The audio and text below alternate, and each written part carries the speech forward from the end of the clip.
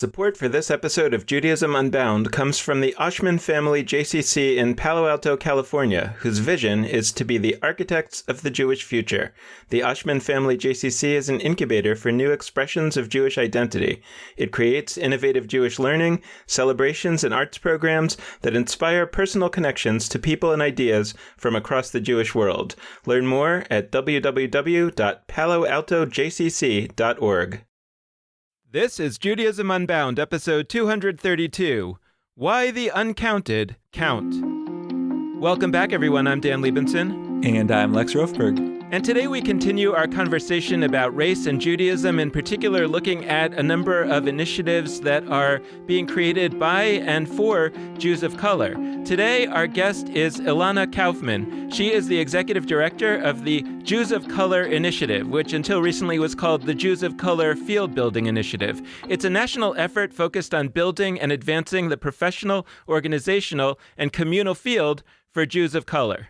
The initiative focuses on grant-making, research and field building, and community education, and it hosts the nation's first ever philanthropic and capacity-building fund expressly dedicated to responding to racial injustice through helping further establish, fortify, and build out the field of support for Jews of color.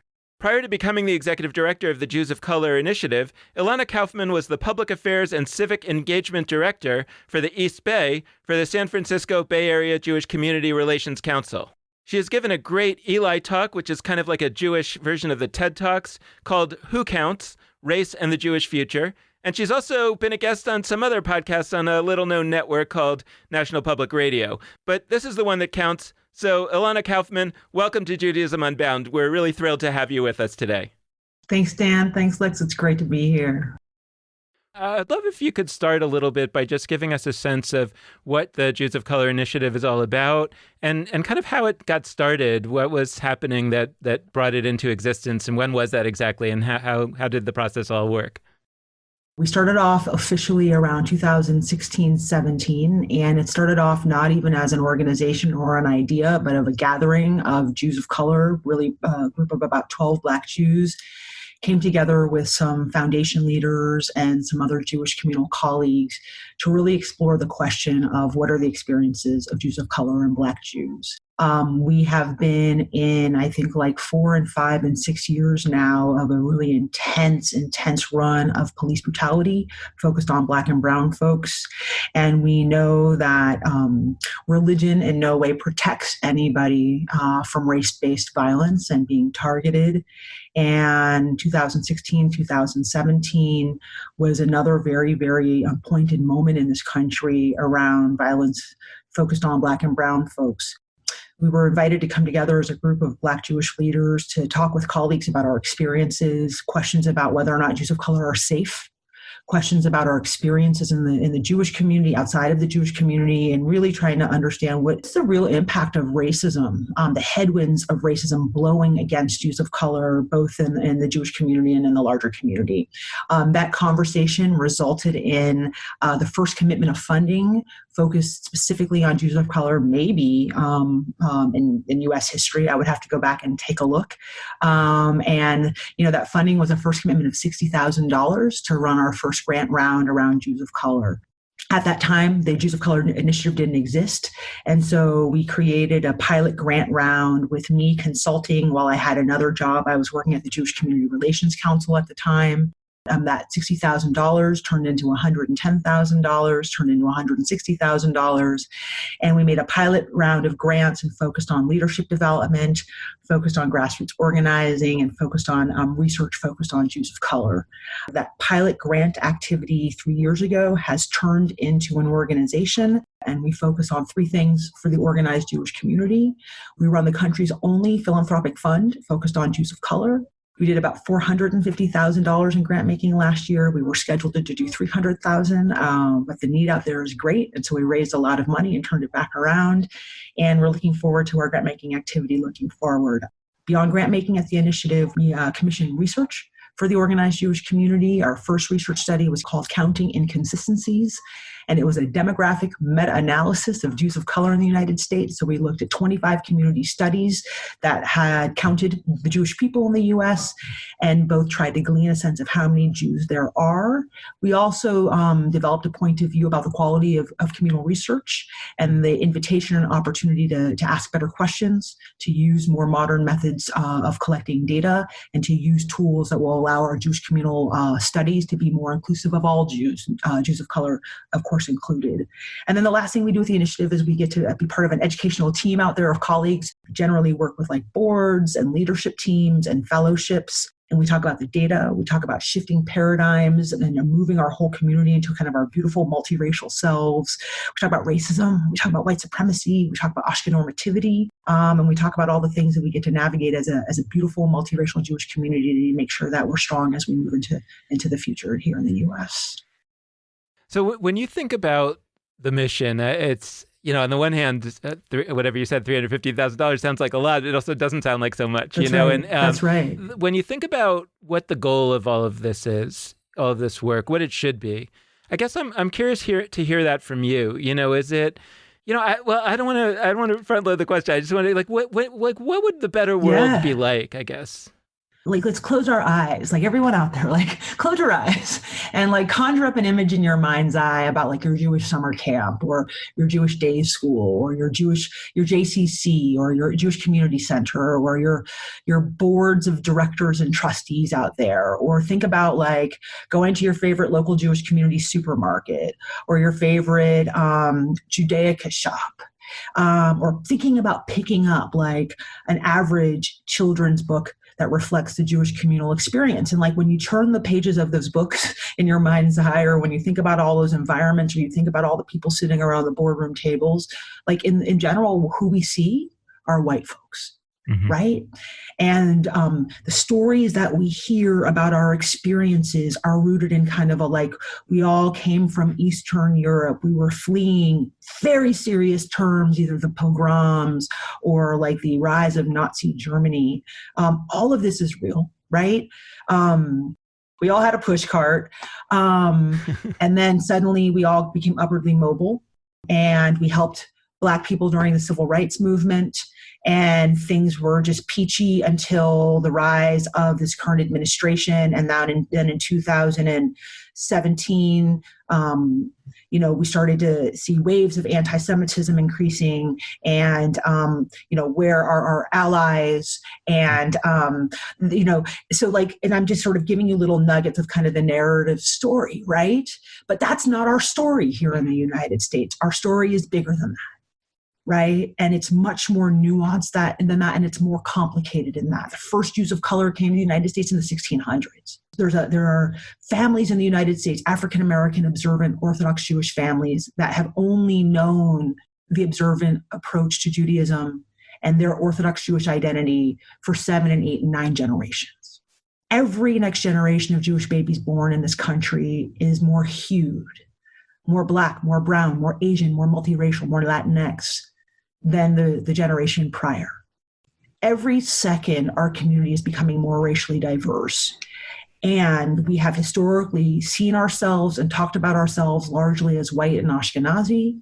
We've done an inadequate job of seeing ourselves as we really are, which has disabled us and hampered us from planning and envisioning and thinking and celebrating in ways that are more expansive, more multiracial, and more in alignment with the reality of not only who we are, but who we will continue to be as part of this U.S. Jewish story.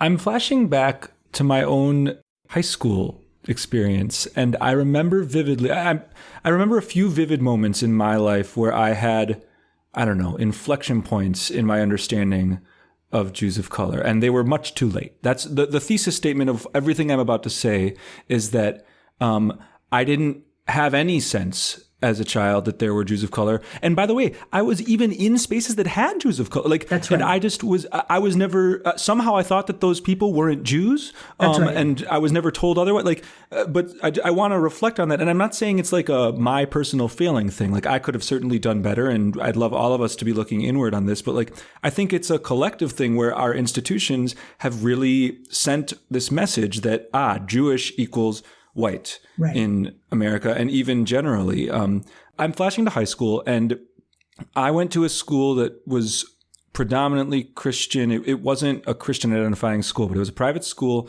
I was one of the few Jewish kids there, and I was like known as, I was like one of the Jewish kids who like was kind of into being Jewish. I wore a yarmulke every once in a while for some holidays, whatever.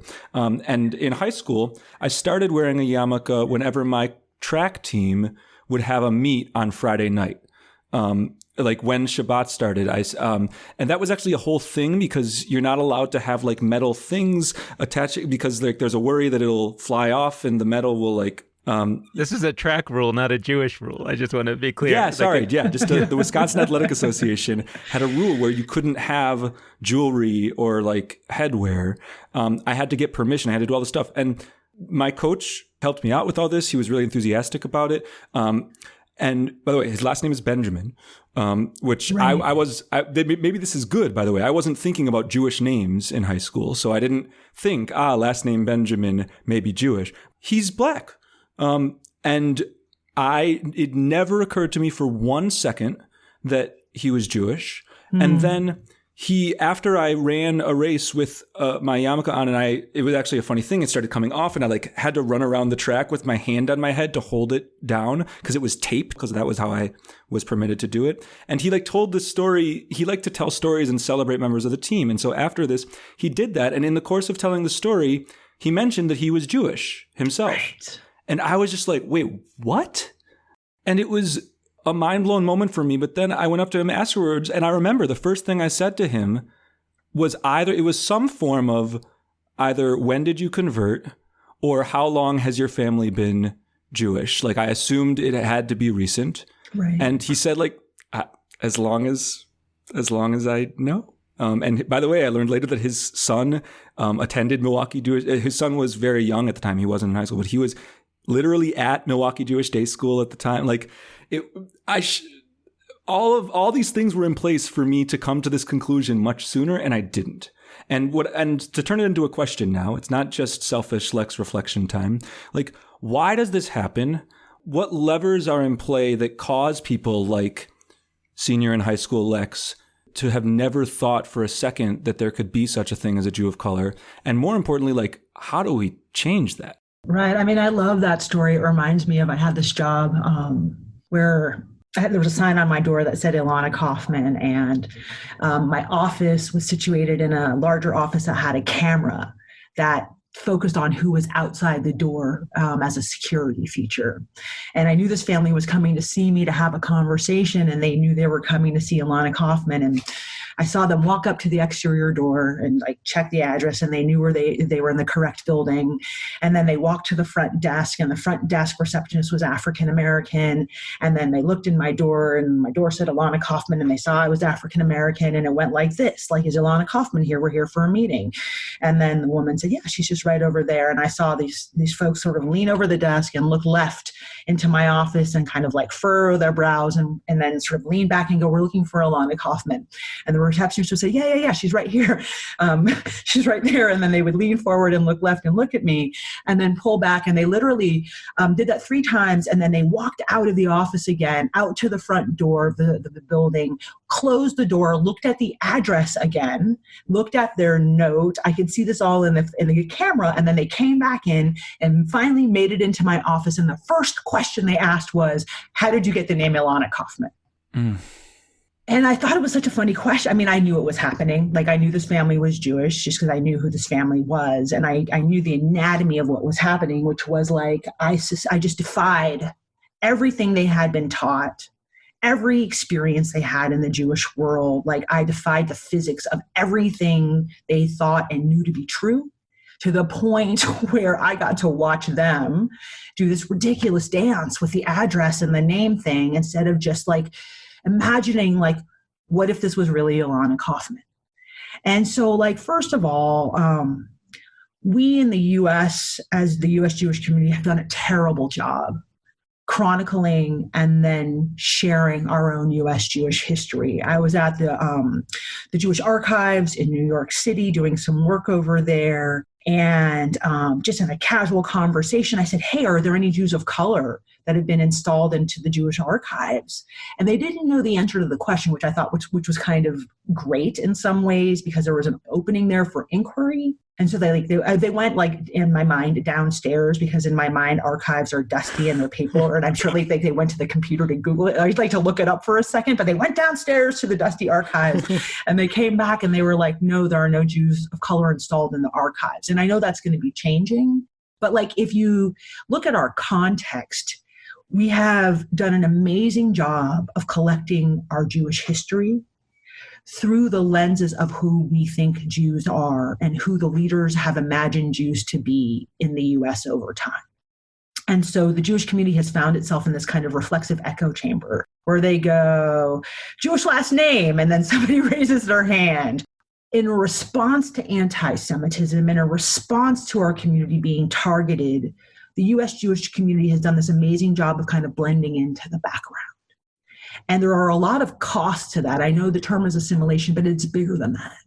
Because the costs are that, like, first of all, US Jewish ethnicity has been kind of watered down and reduced into either you're Ashkenazi or you're not, when we know that the picture is so much bigger than that. We know that our Sephardi and Mizrahi family have their own experiences and challenges in sort of a normative cultural space. And then in that terrible job of sort of understanding ourselves in a larger structure, we've done a not stellar job of kind of documenting our history as it truly is versus how we want to retell our own historical story.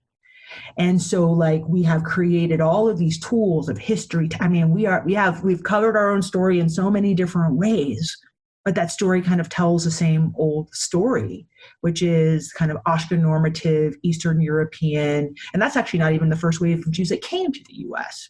But we sort of tell this story because it keeps Jews in a dynamic of being marginalized, which is very important because we need people to understand our experiences of anti-Semitism, but at the same time, like, it doesn't look at the larger picture of kind of US Jewish success. Access to the tools of mobility, like extraordinary college education, the U.S. Jewish community having the opportunity to create Jewish day schools as a response to integration. Jewish day schools came from white flight. We haven't talked about our story. We've done a really good job of telling the story of how we were helpful in the civil rights movement, how we helped establish lots of schools in the South, which is all true.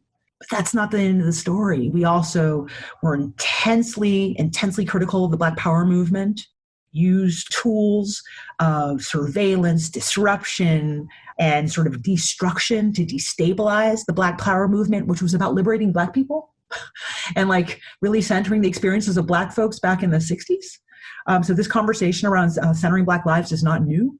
And we've done a terrible job of truly documenting the diversity of the U.S. Jewish community, not only to, like, understand who we are, but then to integrate it into our educational tools, into our tools of Torah and text and what we do in synagogues, to integrate it into the way we think about Jewish life, Jewish organizations, which has resulted in this very reduced, very narrow depiction of who are U.S. Jews, which reinforces this idea that there could be Jews all around us, but we, instead of assuming that everyone is Jewish, because in a multiracial context, like, that's possible, we have sort of left ourselves in an arrested state where we assume Jews are only white, Jews only have certain kinds of last names, Jews only look a certain way, and therefore everyone else must not be Jewish.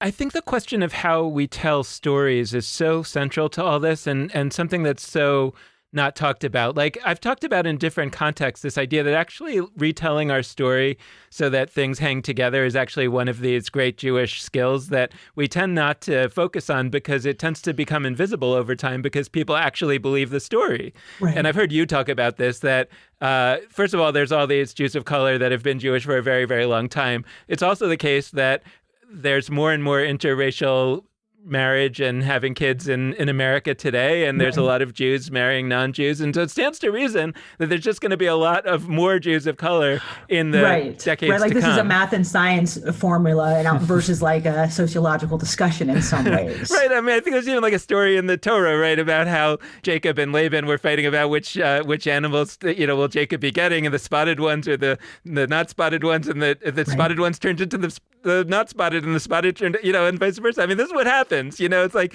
the sort of characteristics of people change over time, and so it's almost like, well, when you close your eyes and imagine that story, right, it's almost inevitable that there's going to be this point in time, 100 years from now, 200 years from now, I don't know when most Jews are Jews of color, and you kind of think about it that way. You say, well, how are they going to look back on this time?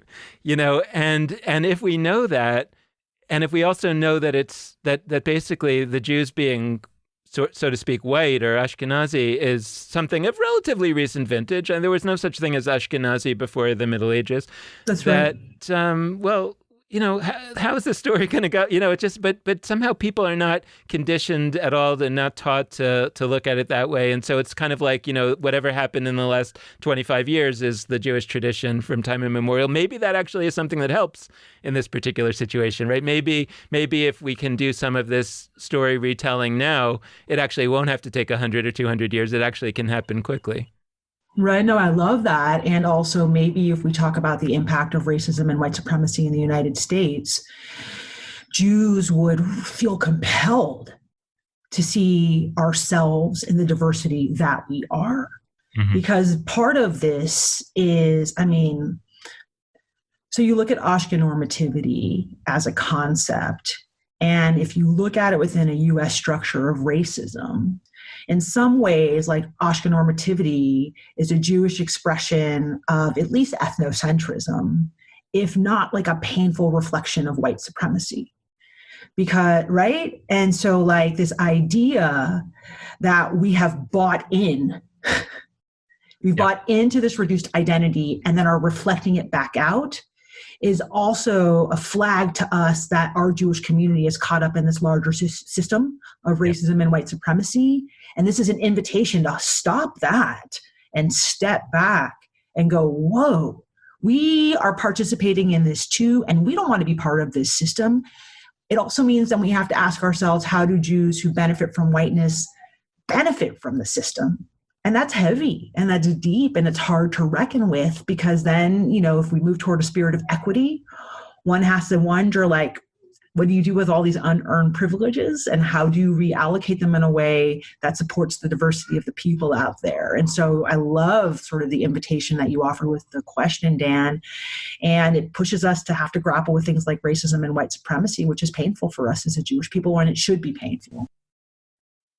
A lot of how I relate to issues of race, both generally and within Jewish life, is tied to my own experiences of growth while I lived in the South for 2 years. I lived in Jackson, Mississippi for 2 years. I worked for the Institute of Southern Jewish Life.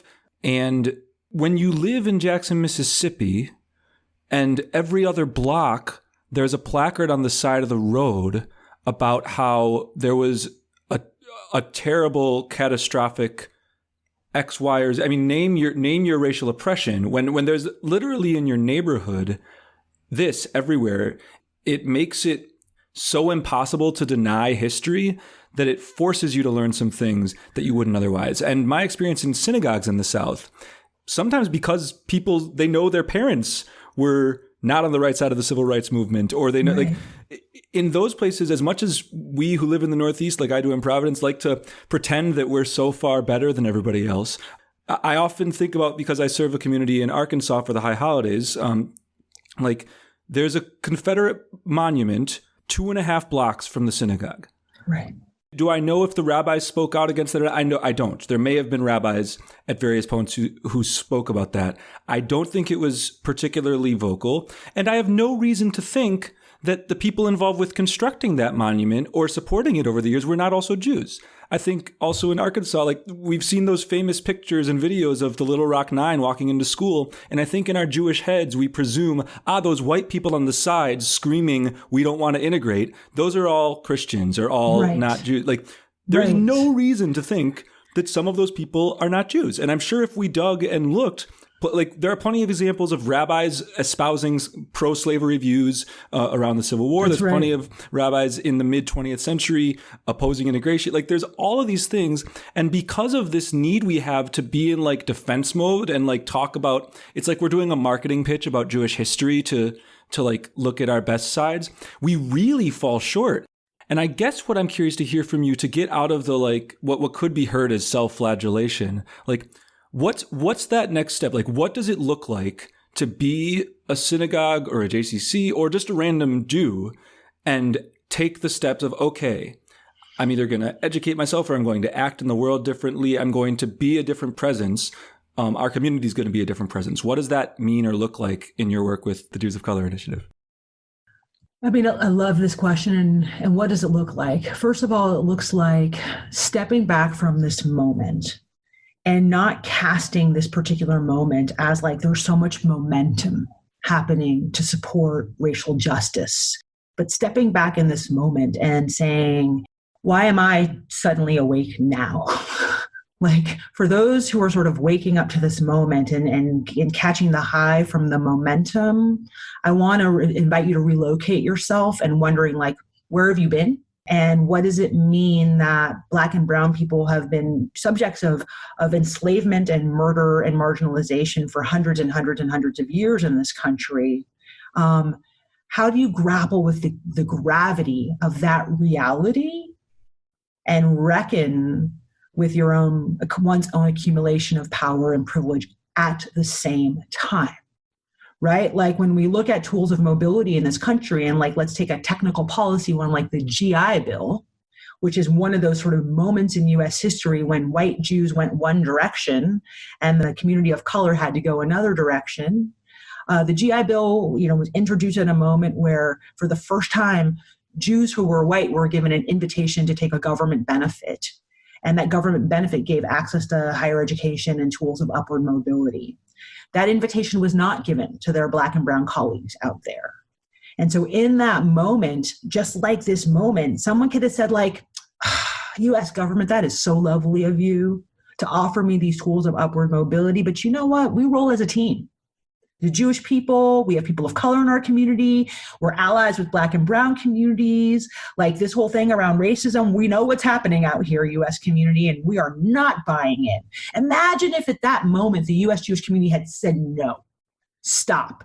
This is a tool of institutionalized racism, and then an invitation for us to not accept the tool as just one of upward mobility, but in that moment, the behavior of accepting the tool reinforced the policy of racism, which is to not entitle GIs who are Black and Brown to the same resources. It's moments like that, Lex, right? Where there's a decision to be made, a level of consciousness to be had, where we have to read the situation accurately. And we don't, because we don't have the right information. We don't have the right tools. We actually don't know our own US Jewish history. And so like what has to be done? We have to stop crediting momentum and start asking ourselves, where have we been? And what does it mean that I'm stepping into movement at this moment? The next thing we need to do is we need to tell the truth. And it's fascinating to me. Like, it's kind of amazing. Like, we are a people of the book. Like, we're really, really good at capturing story, at documenting things through text. We're excellent at counting people. We've been doing it since Exodus, right?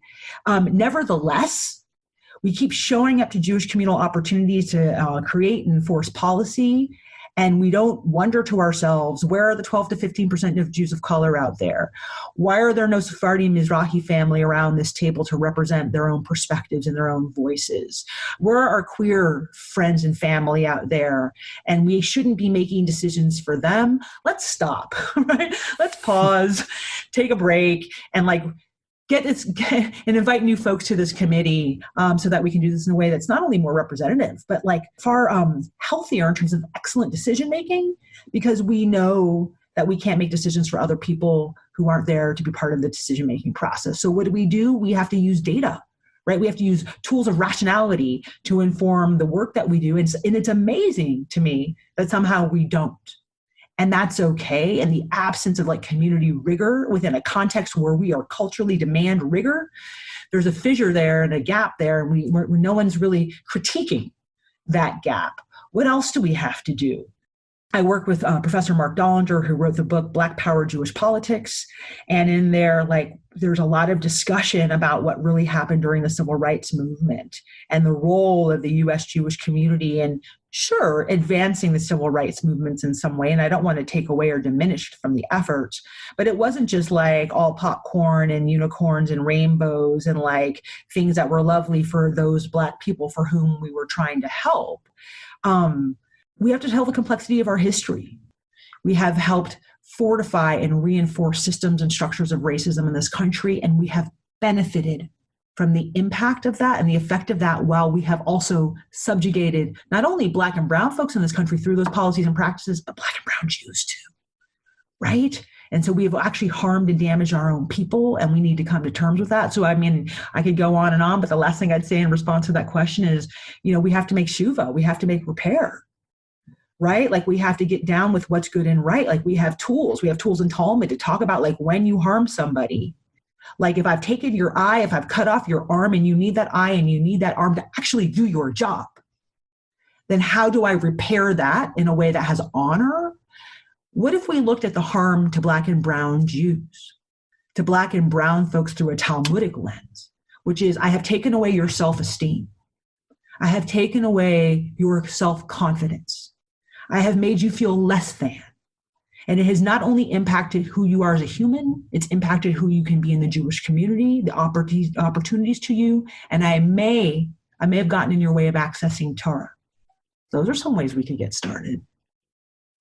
That makes me think about this story in the Talmud about the basically president of the yeshiva, basically head is thrown out of his job, and he's replaced with this other head who, and then they say, and then they opened up, they took away the guards from the gates. Apparently there were guards keeping people out from the yeshiva, which is basically metaphorically, right, the real Jewish work. And then they say when they took away the guards from the gates, then they have a debate whether 400 or 700 benches had to be added. But the point is, there's a lot of benches. There were a lot of people who actually wanted to come in, but for some reason they were keeping them out.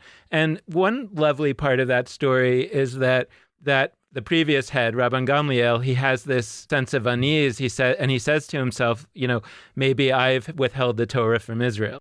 And when you've been talking about that, like I think that you're generously putting it as a past. We have been racist, but I think we are, meaning that it's happening right now. If you think about 12 to 15% of the Jewish population being Jews of color, that's 1 million people in America. That's right. There are 1 million Jews that are not being. And then people say, well, where are they? I don't see them in my city. Well, they're not there because you're not welcoming, among other reasons, right? That's right. But That's right. There's 1 million people out there, and here are all of these Jewish power players, funders, everyone, fretting about every Jew who doesn't go on birthright or whatever, every Jew who somehow, is drifting away, right? And can we somehow get them to come to Hillel, whatever it is, But here there's 1 million people that you're not even seeing. Now, one of the challenges is if we label it racism, then people start to get defensive. I'm happy to label it racism. I think it is. But it's also a lot of other isms, right? Meaning it's because it's not only racism. It's also that, until very, very recently, that was also the case for LGBTQ Jews.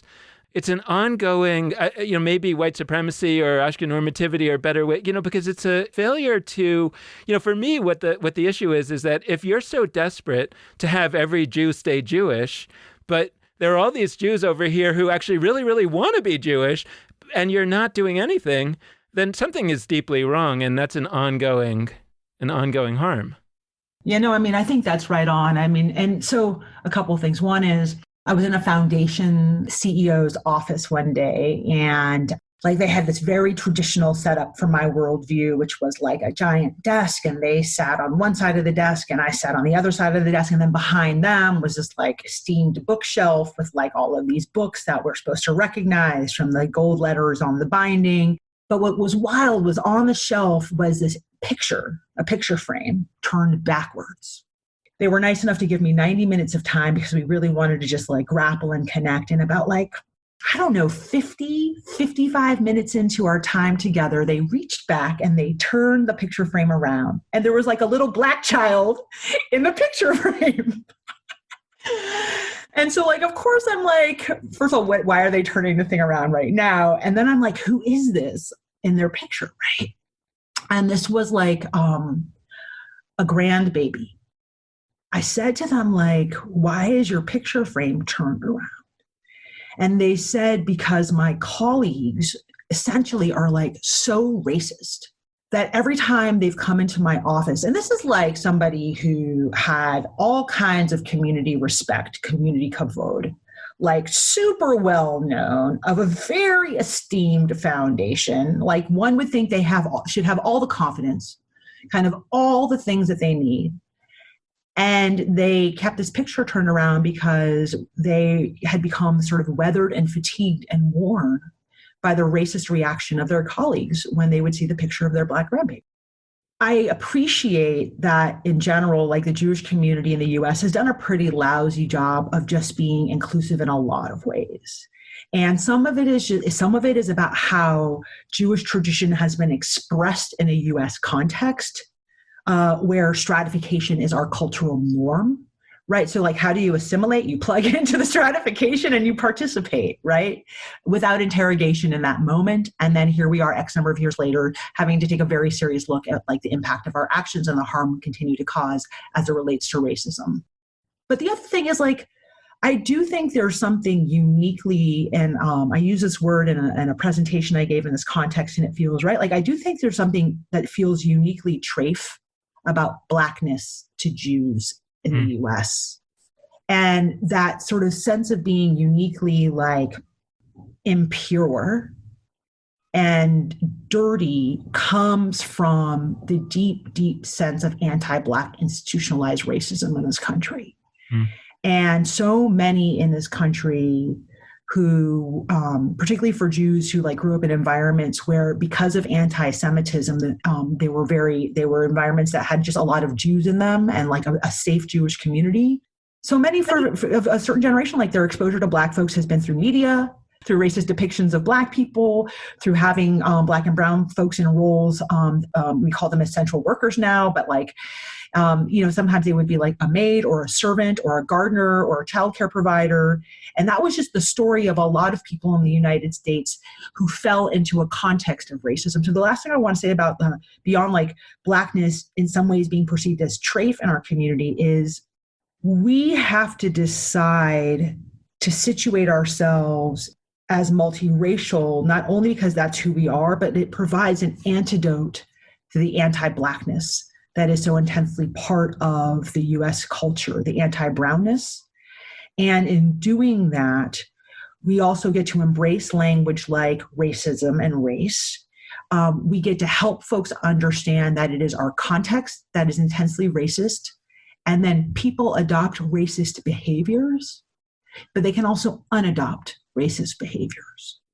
So I want to invite everybody to sort of like, if you bristle or if you get fragile, or if like when you hear the term racist, like you just imagine people in coned hoods and white schmatas, like doing things in ways that feel just like violent and vile, that we're not talking about that. And that is not you. We are the people perpetuating the systems. And so we get to be the people to interrupt those systems. And like, how lucky are we? So in the spirit of interrupting systems, I want to revisit what you brought up about learning our history, our American history, our American Jewish history. I learned at some point growing up that the name of the first talkie, and that's the way it was told to me, the first talkie, the first movie that had like people talking to each other, was The Jazz Singer. It was like a trivia. I don't know why we learned that in history class, but that's a thing that we were told. Did not know what it was about. So that was step one. Step two was at some point I learned, oh my gosh, The Jazz Singer is like real Jewish. It is the plot literally revolves around a main character in 1920s America, sort of straddling the world of being an immigrant and being a cantor for a synagogue and also being a popular singer. And it culminates, I kid you not, in this main character singing Kol Nidre, the declaration. Like, this is the first thing that is a talkie in Hollywood. And so that was cool. And I was like, wow, that's amazing. And then the third step in this journey is that I realized that the main actor in this, Al Jolson, is in many ways like the forefather of blackface. And this movie itself has him using blackface extensively. Right. And it's really screwed up. And I don't think most Jews, white Jews or otherwise, when they think about blackface, which I think most of us, God willing, understand the incredible harm that blackface has done for all sorts of reasons. Right. But I don't think most people think about that and say, oh my gosh, as a Jew, there is a specific relationship I have to this as one of the most prominent people in this universe. Being, not only was he was Jewish, everybody knew he was Jewish, he was singing Kol Nidre in the first talking movie of all time. Right. And it is stunning to me that we don't reckon with that. And once again, it's not just for the purpose of self-flagellation, but I just want to be able to own simultaneously that we have been missing huge numbers, the 12 to 15% number. We've been missing huge numbers of Jews of color who are in our midst, and we've been ignoring and marginalizing. Right. And we've been missing the problematic folks that are white Jews that have been right there in front of us, ready for us to confront and to, because we can learn Torah by inversion, right? Like we can look at something like Al Jolson and learn the opposite. Right. That's something we do with Jewish texts a lot, especially in non-Orthodox spaces. I think it's a common thing to be like, okay, here's a text. We don't like it. We should learn the opposite message. Right. So that's more of a rant than a question, but I wanted to bring it up because I do think it ties to the questions you've alluded to about how we count and who we count, and why people are counting more or less. And I know that there's been recent, and we talked with Yitz Jordan last week about some of this. We've been talking about sort of which Jews count, and because I'm thinking on both of those fronts, the Jews we've been missing, who are Jews of color, and the Jews we're missing who are white Jews who have been really actively perpetuating the problems. I was curious to hear why it matters that we're talking about a size of the population that is 12, 15% and not, as some would argue, in the single digits. Right on. First, I love the discussion of Al Jolson, and I want to tie it to Representative Dov Heineken, who also was captured in an image in blackface, and you can Google him and see that image. And I want to draw a distinction between the two, which is,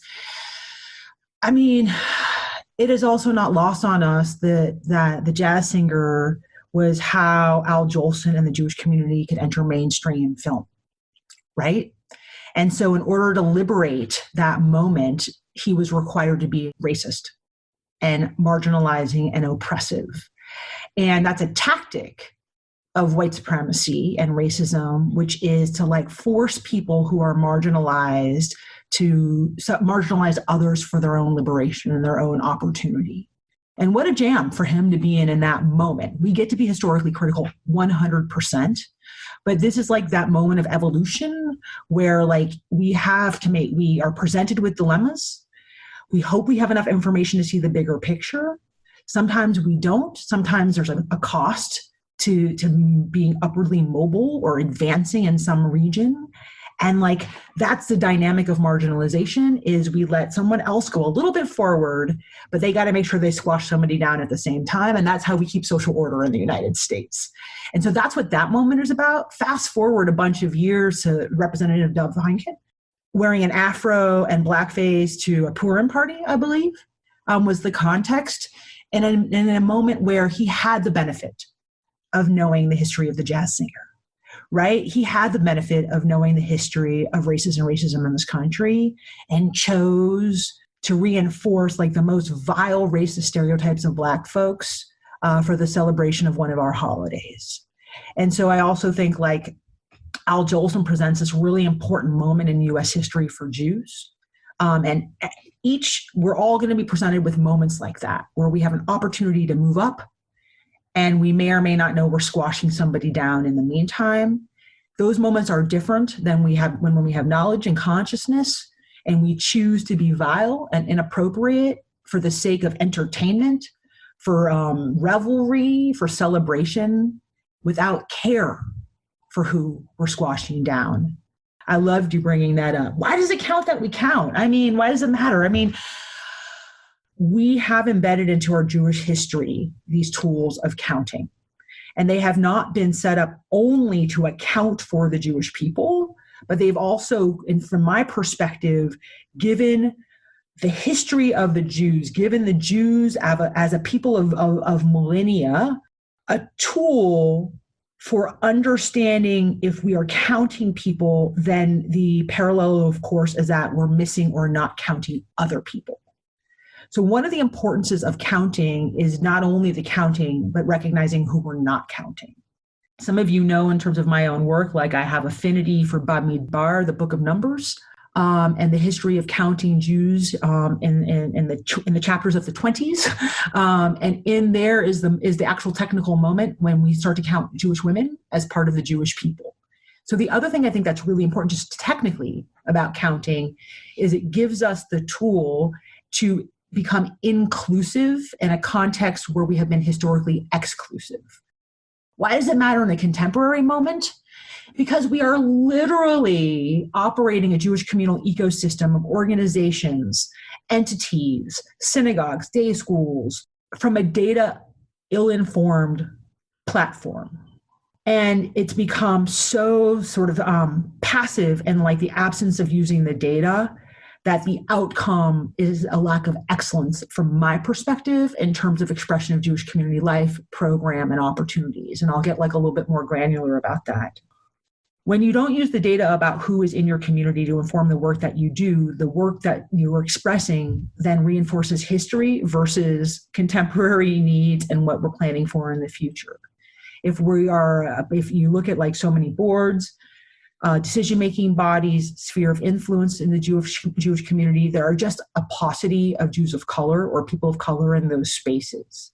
And so if those who have been imbued with the power of decision-making don't use the data to inform the decisions they're making, they continue to make decisions that only serve a margin of the community. And to circle back to a point that was raised up earlier, then if you think about the fact that every day, more and more babies are born in the Jewish community who are racially and ethnically diverse within a context of the United States, where by 2042, 2043, 44, will be 50% people of color. We're already 20% Latinx. Like if we're not thinking, and then if we appreciate again, like of course, we marry in ways or partner in ways or build family in ways that cross racial boundaries. If we're not thinking about all of that, all we're going to do is continue to create programs, efforts, entities that are a reflection of the past and not a reflection of the current and in the future. And the cost of that is really clear. Like it's like domestic Kalal Yisrael, like the community of Jews. Like we are literally going to create a situation where the organizations, the efforts, the entities, the leaders are all white. And the Jewish community is outside of the Jewish community, kind of just in the general larger US, which is multiracial, multi-faith, diverse, and welcoming of the diversity of who we are as a Jewish people. There's an interesting irony in there, which is like, it's not that there aren't Jews of color in Jewish organizations. We are everywhere. We're not in Jewish organizations because something Dan said earlier, because there are racist headwinds blowing us away. That doesn't mean Jews of color don't exist. It means that we get to live Jewish life outside of the Jewish community. That's both beautiful, and I think there's a cost to that for the Jewish community. It's also related to something that we talk about on Judaism Unbound all the time, that there's this whole bunch of people that are out there in the world living their Jewish lives, and the leadership doesn't see them. That's and right. At least with the Ashkenazi Jews, they see that they wish they would come to the institutions. With the Jews of color, they might not even see them. And I guess my question is, how does change happen? How do you think change like this happens? And very specifically, what is the Jews of Color Initiative and or the various organizations that you support or that you network? Like, what are they doing to sort of make the situation different? Because I've been trying to make this connection a little bit. Like, I'm much more familiar with the LGBTQ world. I'm on the board of Svara, and I've been thinking about this a lot. And there's some organizations and that are for LGBTQ Jews, and their orientation is really to say, hey, organizations, let us in, and there have been great strides there. There are LGBTQ rabbis being ordained, et cetera, et cetera. And also, there was all these LGBTQ synagogues that were created that were basically spaces that were saying, forget about you. We're creating our own spaces, and that's also happened in other dimensions in the LGBTQ world. In Svara is a yeshiva that's kind of based on the LGBTQ experience, and so Right. I guess my question is, could you give us a sense of the landscape a little bit about what's out there? What are different people trying to do? But also, how do they fall in with these various levers that might be pulled in terms of, one is like openness, trying to get the organization to be more open. And the other is almost like you could look at it in two ways. One is that by being off on our own for a while, we generate power. That's a lot of organizing is about that.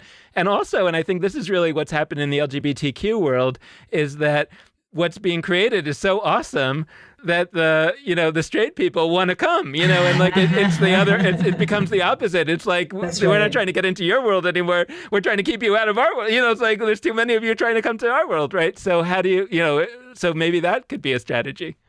Well, I love that. I mean, and I love you, like the parallel with the LGBTQ world and Svara. So there was this moment, this one day in one of my Jewish communal work lives where I was in my office and I was watching video from a bar mitzvah that happened to be at an all-black synagogue where everybody in this video was Black.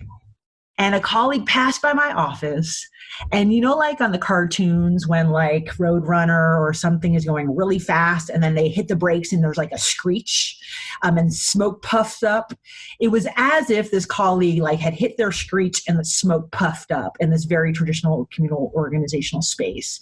And they stopped and they said in this way that had like a tinge of dirty, what is that? Like, not who is that? Where are they? What's the simcha, the celebration, the holiday, like the celebration that's going on? That was not the question.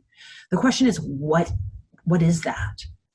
And so, like, right on, Dan, like, may everybody want to come to all of our synagogues that, like, support our racial, ethnic, orientational experience out there. Like, I hope they're, like, lined up for Shabbat services, particularly on Saturday mornings. But like, I also worry in the deep way, like the tinge of race in this country and racism, again, like has this edge to it that makes it particularly difficult for white folks to grapple with. And to really kind of go deep on what it means to own the harm of racism, and therefore what it means to actually move through the spaces of like repair, and then from repair to like reimagination, right? I hope that the next time a colleague passes by my office and sees a video like that, they say like, I want to go daven. Can you take me there for Shabbat services? Like, that's the right response. So if you imagine the work of the movement, and when we started the initiative, like nobody thought we were going to be part of a movement. Like we thought we were going to be part of some like small organization, putting our head down, kind of grinding out the work. And we found ourselves in this amazing role with a number of community partners that were somehow part of this movement within this larger context of the U.S., maybe hopefully finally coming to terms with our racist roots. So we have organizations in this country that are focused on, first of all, we have only one organization in this country that offers direct service to Jews of color, and that's Dimensions, led by like my amazing colleague, Yavila McCoy. We have Amud, Jews of Color Torah Academy, which is the first organization in the nation where it's Jewish education for Jews of color, by Jews of color, teaching Torah, history, Hebrew. We have organizations that are regionally focused, like that are trying to gather up the family out there, the colleagues out there, the community out there, and create partnerships like EDOT, the Midwest Jewish Diversity Project, run by our to Wisconsin, my that's home right, state. Our amazing colleague Shahana McKinney. We are in a position where we have organizations run by Jews of color that don't have to focus on diversity training, right? So we're like just at the edge of starting to mature the field a tiny bit, where the organizations don't all have to focus on diversity education, but get to focus on the other layers of work that are part of passion projects, spiritual projects, wellness projects in the Jewish community, like Mitsui Collective, run by our colleague Yoshi Silverstein, which is all about like building resilient community around nature, wellness, and embodied justice through a Jewish lens focused on Jews of color. We have Jewish Multiracial Network, this amazing organization where they focus on capacity development and community development and social capital. And one thing that's unique about Jewish Multiracial Network is they have a strong partnership and focus on the observant community, the modern Orthodox community. We have Black Yids Matter, right? An organization, a project that's for Black Jews, by Black Jews. They brought you the Kwanzaa Guide. They brought you the Juneteenth Shabbat. Right? And so the other thing I want to say is that when we are truly multiracial, like our expressions of Jewish life, Jewish ceremony, Jewish services will look and feel different. We have to be welcoming of those expressions, even if they might seem new, maybe even a little unfamiliar to us. I mean, you raised up Sephora and like Rabbi Benet and like Rabbi Benet's whole theory about the crash, right? Like we have been reinventing Judaism for 5,000 years. Right? And so we're really, really good at it. And we have a really long track record that says we're going to be okay. Right? We're going to be okay. And if we could just rely on what we know about our own history in that way, it might reassure us that we'll be fine. And we need to be able to take a leap of faith in that way. And I mean, our history tells us we'll be okay. I just want to say thank you. This has been an incredible conversation. And to everybody listening, just really, we encourage you to head to the Jews of Color Initiative website, jewsofcolorinitiative.org, learn how you might be able to plug in, learn how you can support. There's, of course, a support area of the site. Thank you, Ilana, for joining us. This has been a fantastic conversation. Oh, this was just so great. Thank you, Dan. Thank you, Lex. Not only thank you for your interest in Jews of Color and amplifying and raising up our voices, but thanks for letting us talk stories around history, Torah, text, keeping our community strong and vibrant. Like these are the conversations we should be having, and amplifying the experiences of Jews of color is just one pathway. But it gives us a peek into what we can do to make sure that all groups from all backgrounds in Jewish life get to be part of the center. And I'm really excited about that. So thank you. Absolutely. And one more thank you to send out. Thank you, of course, to all of you who are listening. We really appreciate you tuning in, and we hope that you'll tune in again in the future. We want to close out this episode in the same way that we always do, by encouraging you to be in touch with us. There's a variety of ways for you to do that, and you can start by heading to our Facebook page, Judaism Unbound. You can go to our website, judaismunbound.com, or our other website, jewishlive.org. You can head to our Twitter feed, which is @JudaismUnbound. And you can also hit us up via email at dan@judaismunbound.com or lex@judaismunbound.com. The last request we'd like to make is that we really deeply appreciate any amount of financial donation that you can send our way. And you can do that on either a monthly recurring basis or just as a one-time gift at judaismunbound.com/donate. So thanks so much for listening. And with that, this has been Judaism Unbound.